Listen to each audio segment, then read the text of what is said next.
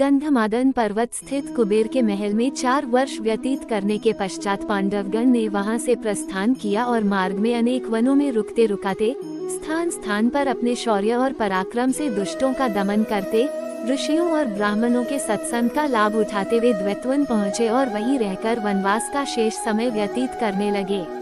अब तक वनवास के 11 वर्ष पूर्ण हो चुके थे। पांडवों के द्वैतवन में होने की सूचना दुर्योधन तथा उसकी दुष्ट मंडली दुशासन, शकुनी, कर्ण आदि को मिली। वे एक बार फिर वहां जाकर पांडवों को मार डालने की योजना बनाने लगे। संयोगवश उन दिनों कौरवों की गौ संपत्ति द्वैतवन में ही थी।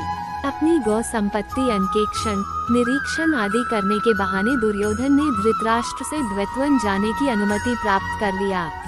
इस प्रकार दुर्योधन और उसकी दुष्ट मंडली ने अपनी एक विशाल सेना के साथ द्वैतवन में पहुंचकर वहां अपना डेरा डाल दिया।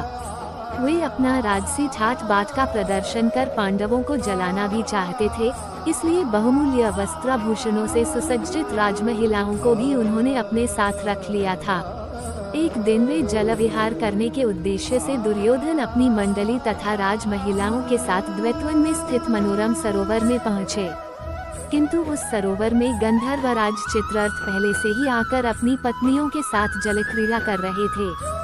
चित्ररथ के सेवकों ने दुर्योधन को सरोवर में उतरने से रोकते हुए कहा, इस समय गंधर्वराज चित्ररथ अपनी पत्नियों के साथ इस सरोवर में जलक्रीड़ा कर रहे हैं, अतः उनके बाहर आने से पहले अन्य कोई भी सरोवर में नहीं उतर सकता।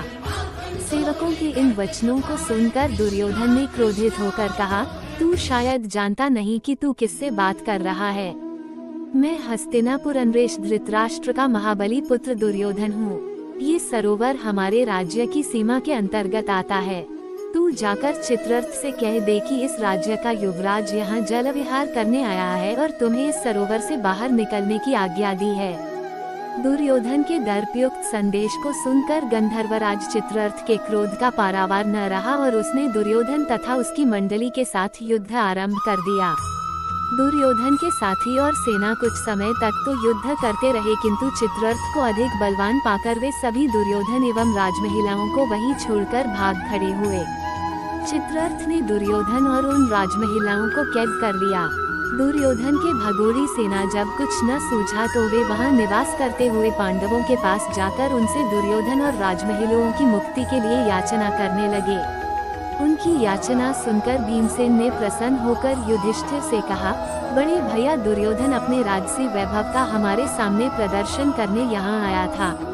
गंधर्वों ने दुर्योधन की दुर्दशा करके हमारे हित का काम किया है, आप कदापि उसे मत छुड़ाना। इस पर युधिष्ठिर बोले, भैया भीम, ये लोग हमारी शरण में आए हैं और शरण में आए लोगों की रक्षा करना क्षत्रियों का धर्म होता है।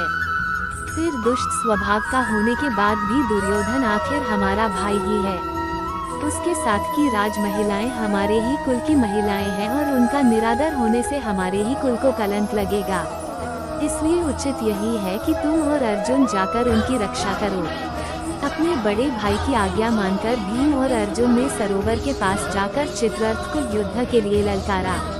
उनकी ललकार सुनकर चित्ररथ क्रोधित होने के बजाय मुस्कुराते हुए अर्जुन के पास आए और बोले, हे पार्थ, मैं तो तुम्हारा सखा ही हूँ। वास्तव में दुष्ट दुर्योधन अपनी सेना के साथ तुम लोगों का वध करने के लिए यहाँ आया था।